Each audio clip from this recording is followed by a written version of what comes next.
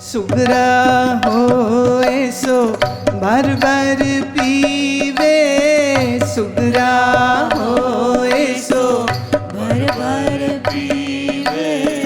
नुकरा के हाथ न आवे, नुकरा के हाथ न आवे। ओ साधो भाई उलट चले सो पावे,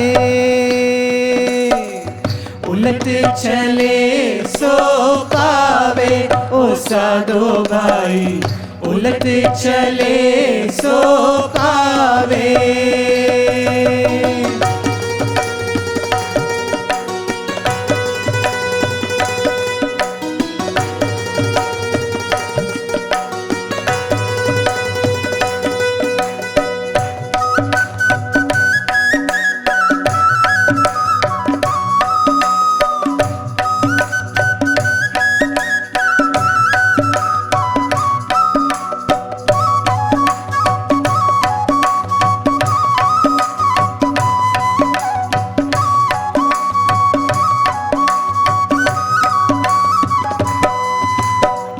छठी खिड़की पर ज्योत जलत है, छठी खिड़की पर ज्योत जलत है।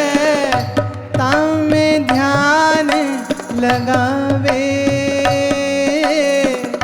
ताम में ध्यान लगावे। नाथ निरंजन सहज बेटे, नाथ निरंजन सहज भेटे। ज्ञान गरीबी पावे, ज्ञान गरीबी पावे। ओ साधो भाई उलट चले सो पावे, उलट चले सो पावे। ओ साधो भाई उलट चले सो पावे, उलट चले सो पावे।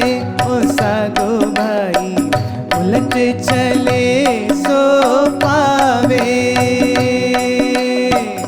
उलट चले सो पावे। ओ साधो भाई उलट चले सो पावे।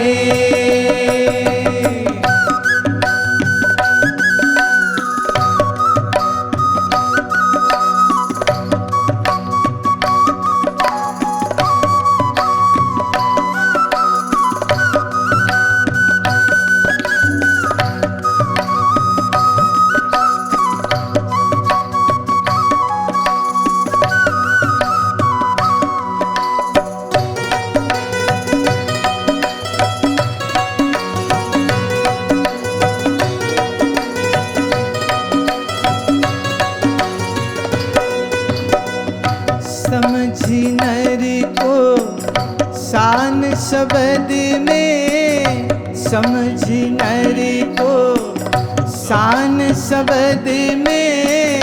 मूर्ख को क्या समझावे,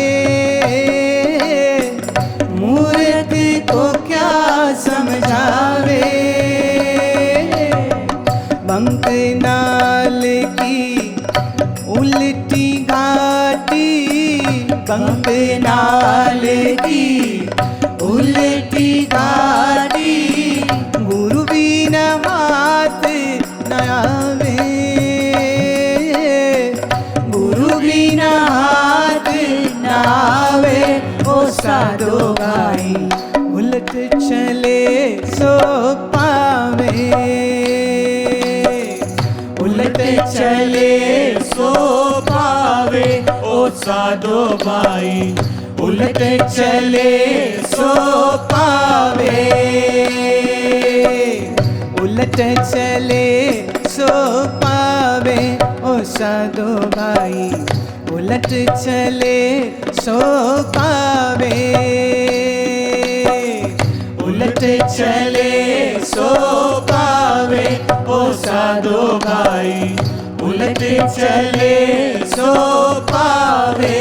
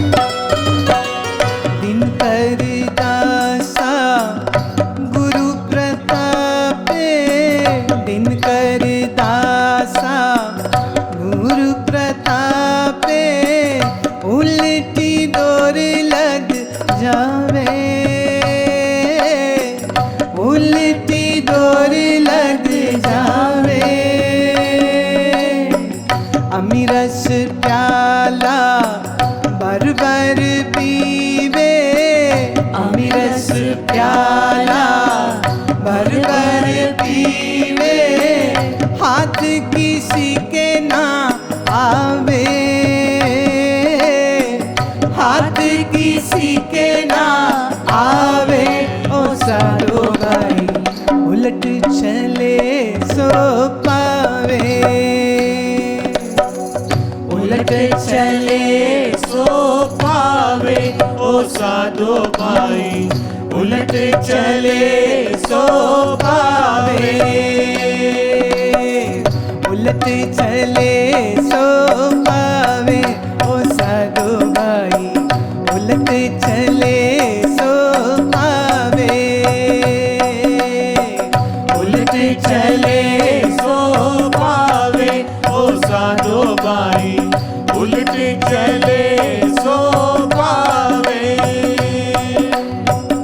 उलट चले सो पावे। ओ साधो भाई उलट चले सो पावे,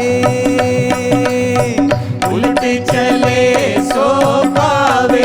ओ साधो भाई उलट चले सो पावे, उलट चले सो पावे। ओ साधो भाई उलट चले सो पावे, उलट चले सो पावे। ओ साधो भाई उलट चले सो पावे, उलट चले सो पावे। ओ साधो भाई उलट चले सो पावे, उलट चले सो पावे। ओ साधो भाई उलट चले सो पावे, उलट चले सो पावे। ओ साधो भाई उलट चले सो पावे, उलट चले सो पावे। ओ साधो भाई उलट चले सो पावे।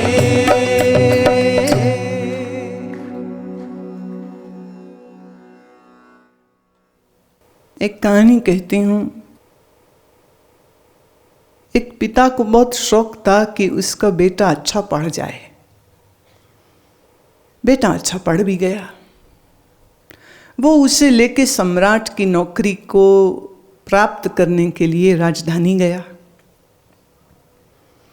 सम्राट से जब मुलाकात संभव हुई तो सम्राट को कहता है कि ये मेरा लड़का, इसने बहुत अच्छे से पढ़ाई करी है, मेरी बड़ी इच्छा है कि आप इसको अपने पास नौकरी दीजिए। ये राजकीय कार्य में लग जाए तो मेरी इच्छा पूरी हो जाए, और हम बहुत छोटे घर से आए हैं, इसने बड़ी मेहनत की है। सम्राट ने कहा रहने दो, अभी थोड़ा और इसको तैयारी कराओ। बोले हम जितना करा सकते हमने उतना तो कराया, अब और क्या कराएं। कहते ने कुछ इसको धर्म की समझ, दीनी समझ, मजहबी समझ के लिए इसको किसी फकीर के पास ले जाओ, थोड़ा वो भी सीख ले। अब सम्राट तो टाल रहे थे। बाप को लगा कि अब जो कहे सम्राट तो बात तो माननी पड़ेगी, तो वो उसे जहाँ राजा ने कहा कि किसी फकीर के ले जाओ, वो ले गया। फकीर के गया, उनके सत्संग चल रहा था, महात्मा बोल रहे थे, सुना। खत्म हुई, दुनिया लगी जाने, तो वो पास गया और फकीर के कहता है कि मेरे पुत्र को आप अपनी शागिर्दी में ले लीजिए, ये आपके पास दीनी पढ़ाई कर लेगा, मजहब की पढ़ाई कर लेगा, अध्यात्म की, धर्म की पढ़ाई कर लेगा। फकीर ने कहा हाँ छोड़ दो,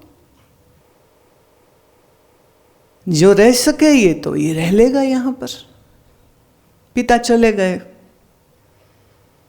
और मन में ये सोच के कि 5 साल बहुत होते हैं, 5 साल बच्चा रह जाए, थोड़ा उम्र में भी अच्छा हो जाएगा, अनुभव भी अच्छा हो जाएगा, सम्राट की शर्त भी पूरी हो जाएगी, फिर ले जाऊंगा, फिर जाऊंगा नौकरी के लिए। 5 साल वो लड़का वहाँ गुरु के पास रहा, सत्संग, ध्यान, भजन, कीर्तन, दीनी पढ़ाई, अध्यात्म की पढ़ाई होती रही। 5 वर्ष पूरे हुए तो पिताजी पधार गए, कहते अच्छा बेटे अब मैं आपको लेने आया हूँ, तो चलें अब। कहते कहाँ? बोले सम्राट के। कहते जी आप जाइए, मैं अब नहीं जा सकता। क्यों? तेरा दिमाग खराब हो गए? कहते जी नहीं, मेरा दिमाग सही हो गया, अब तो मैं इन्हीं की नौकरी करूंगा, अपने गुरु के पास रहूंगा। पिता ने तो सोचा था शाही घराने में काम करेगा, पैसे अच्छे होंगे, तो जैसा दुनिया वाले सोचते हैं, अच्छा मकान, अच्छा ये, अच्छा वो होगा, और फिर पिता को मान होगा, धन होगा, इज्जत होगी। लड़के ने तो प्रोग्राम ही फेल कर दिया। वो मनाने के लिए वहीं रुक गया, वो रोज बात करे, रोज मनावे। फकीर के चले गए, फकीर कहते देखो मेरी तरफ से तुम जब चाहे इसे ले जाओ, मैंने तो नहीं रोका। लड़का कहे मैं जाऊंगा नहीं। और इतने सालों वहां रहते रहते उसकी दाढ़ी बढ़ चुकी थी, बाल लंबे हो गए थे, बाल काटे नहीं, दाढ़ी बनाई नहीं। अब साधुओं में रह करके जेंटलमैन थोड़ी बनना था, साधुओं में रह के तो वो भी साधु वेश हो गया था, लंबा चोला पहन रखा था। एक दिन यूं हुआ कि पिता हार के बस बोलना छोड़ दिए, वहीं चुपचाप रहने लग गया कि अब क्या करूं मैं, अब लड़के से उम्मीद सी, लड़का धोखा दे गया, उल्टी चाल चल गया, ये तो उल्टी चाल हो गई ना। ये बाप की इन्वेस्टमेंट होती है, लड़का इन्वेस्टमेंट में कह रही हूं, जिसका वो बेनिफिट चाह रहा होता है विद इंटरेस्ट, और यहां तो मूल राशि खाई गई, ब्याज कहां से आना था अब। तो वहीं रुक गया परेशान होके, बड़ा दुखी वहीं रुक गया। फिर ऐसा हुआ समय के जो वो संत थे, फकीर थे, उनका शरीर का जाने का टाइम आ गया, तो उन्होंने इसी लड़के को कहा कि अब मेरे बाद सत्संग तुम करोगे। दुनियावी दृष्टि से कहें तो गुरु गद्दी उनको मिल गई, तो वो तो रोवे, हम तो इस काबिल नहीं। गुरु ने कहा अब तो तेरे सर पे हाथ रख दिया, ईश्वर तुम्हें योग्य स्वयं बनाएंगे, और मुझे मालूम है तेरी योग्यता क्या है। तो गुरु का आदेश मान करके उन्होंने उस जिम्मेदारी को स्वीकार कर लिया। गुरु जी का शरीर चला गया, गुरु की गद्दी को उन्होंने संभाला मतलब ऐसा नहीं कि पैसे हैं जिसको संभाल रहे हैं, गुरु की गद्दी ज्ञान होता है। अब ज्ञान का सत्संग होने लगा। एक दिन सम्राट खुद वहां आया फकीर के दर्शन करने का, और सम्राट आया तो आके उसने फकीर को प्रणाम किया और बड़े अदब और बड़े सत्कार के साथ हाथ जोड़ शीश नीचे कर बैठ गया और कहता है मैं थोड़ी देर से पहुंचा। फकीर चले गए, पर मैं देख रहा हूँ कि आपका चेहरा और उनका चेहरा कैसा एक सा, ऐसा लग रहा है जैसे वही वापस जवान होकर के बैठ गए। ऐसा लग ही नहीं रहा है कि आप कोई और हैं। तेरी मोहब्बत ने मुझे दीवाना कर दिया, मुझे तो मिटा दिया, खुद ही तू बच गया। पूछते हैं लोग अब मुझसे, वो कहाँ गया? पूछते हैं अब लोग मुझे, वो कहाँ गया? मैं कहता हूँ ढूंढ रहा हूँ खुद, वो कहाँ गया, कहाँ गया, कहाँ गया। तेरी मोहब्बत ने मुझे दीवाना कर दिया। आया तो बन के प्रेमी, प्रियतम कर दिया। पूछते हैं अब लोग, वो कहाँ गया? कहता हूं मैं ढूंढ रहा हूं खुद भी, वो कहाँ गया, कहाँ गया, कहाँ गया। सम्राट अपने प्रेम का इजहार कर रहा था और इतने में इस फकीर का पिता वो भीतर आया। अब क्या देखता है? जिस सम्राट के घर नौकर रखाना चाह रहा था, वो सम्राट आकर के उसके पुत्र के चरणों में बैठा हुआ है, सजदे कर रहा है। उससे रहा ना गया। कहते सम्राट, पहचाना ये कौन है? सम्राट ने कहा नहीं। तुम कौन हो पहले ये बताओ। पिता ने बोला, मैं वो बदनसीब पिता हूं जो अपने पुत्र को आपके पास लाया था नौकरी के लिए और आपने मना कर दिया था। हाँ, अरे बड़े समय पहले कोई आया तो था। कहाँ है अब तेरा पुत्र? वो पिता कहते, ये जिसको सजदे कर रहे हो ना, यही है मेरा पुत्र, यही है मेरा पुत्र। सम्राट ने कहा कि देखो, मैं जानता हूं कि तुम्हें मुझ पे बड़ी नाराजी है कि मैंने तेरे लड़के को नौकरी नहीं रखा, पर सच बता, आज तू मेरे से नाराजी है कि मुझसे राजी है? मैं रख लेता तो 200-400 रुपए की नौकरी ही तो करता, और क्या करता ये? वो होता तो कहीं जाके मंत्री हो जाता, तो भी सम्राट न बनता। आज ये दिनों दुनिया का सम्राट बन के, दरवेश बन के बैठा है। उल्टा चला था ये, तेरे अनुसार नहीं चला, तेरे उलट चला गया।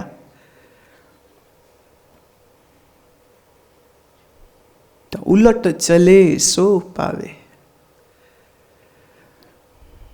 आप जितनी तेजी से भी दौड़ो संसार में, अंत कब्र है, अंत मृत्यु है।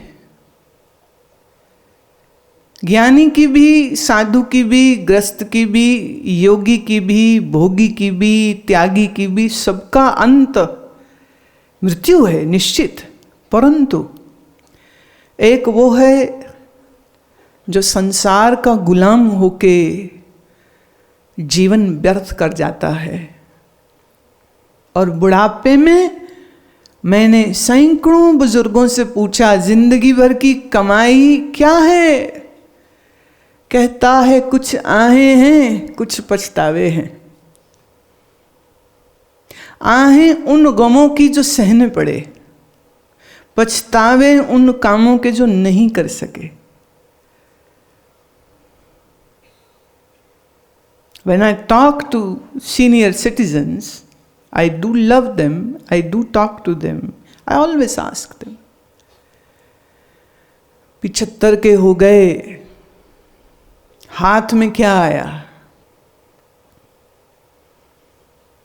अब वो ज्यादा कर एक ही बात बोलते, बोले इस बार आप बहुत देर से मिले। एक तो ये यहीं बैठे हैं सज्जन, वो कहते अब तो इंतजार है, मरूं फिर जन्मूं और जल्दी से आपके पास आ जाऊं। मैंने कहा भाई, इस बात की क्या गारंटी है कि तुम तब जल्दी से आ जाओगे? जब अब नहीं आए तो तब कैसे आओगे बेटे?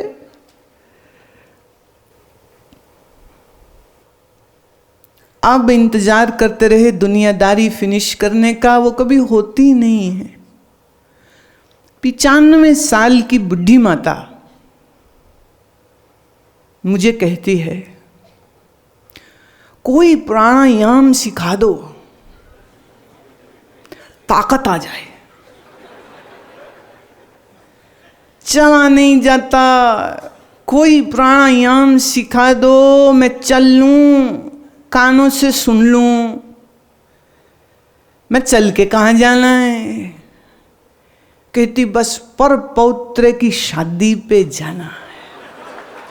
इसमें भी वो ये नहीं कह रही कि तीर्थ जाना, ऋषिकेश जाना, सत्संग जाना, आश्रम जाना। पर पौत्र की, पौत्र के पुत्र की, द ग्रेट ग्रैंडसन, उसकी शादी में जाना है। बीच में वो बड़ी जोर से बीमार हो गई, लगा गई गई गई, गई नहीं वो, फिर ठीक हो गई। उसका प्रपौत्र कहता है, हमारी परदादी को तो मौत भी पसंद नहीं करती, रिजेक्ट कर जाती है। 3री बार हो गए, जाती नहीं। देखिए घर वाले जाने की तैयारी कर रहे हैं, बुढ़ी टिकने की तैयारी कर रही है।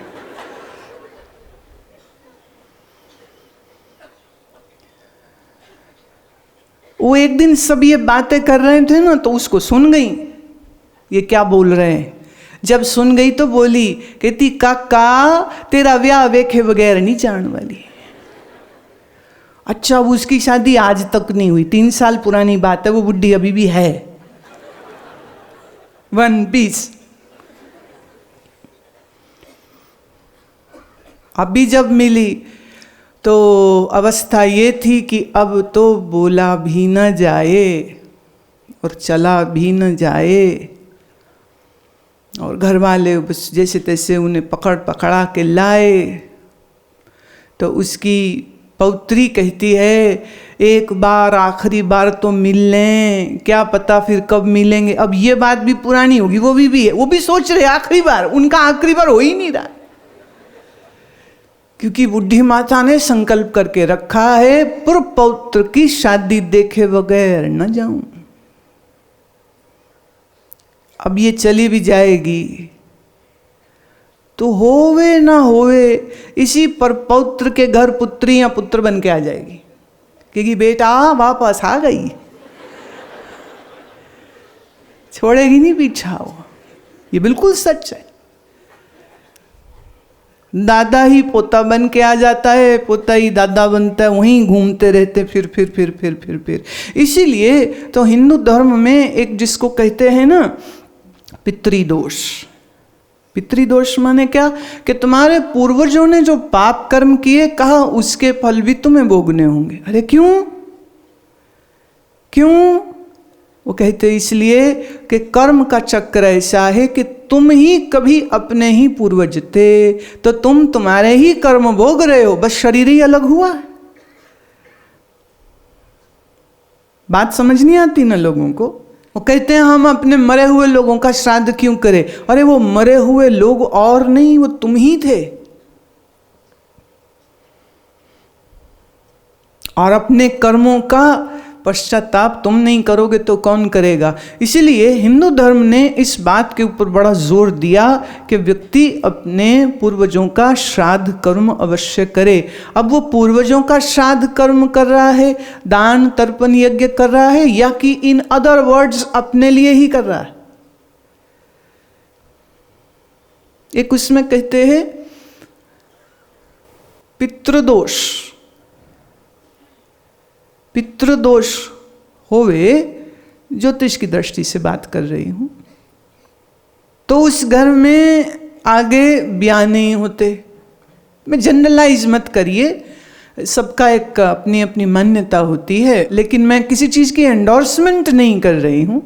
It is the opinion which is carried by the ज्योतिष ग्रंथ कि उस घर में अगर ब्याह ना हो रहे हों या धन का बड़ा नुकसान हो रहा हो, तो कई बार जब एस्ट्रोलॉजिकल एनालिसिस किया जाता है तो पितृदोष दिखाई देता, बहुत स्पष्ट। पितृदोष क्या? पूर्वजों के किए गए किसी दुष्कर्म का फल है जो आज संतान भोग रही।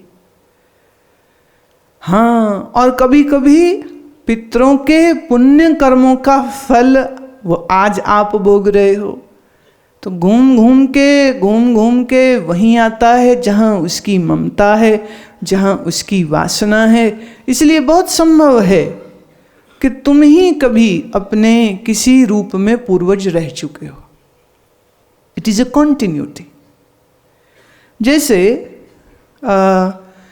आप बैंक से कर्जा लें,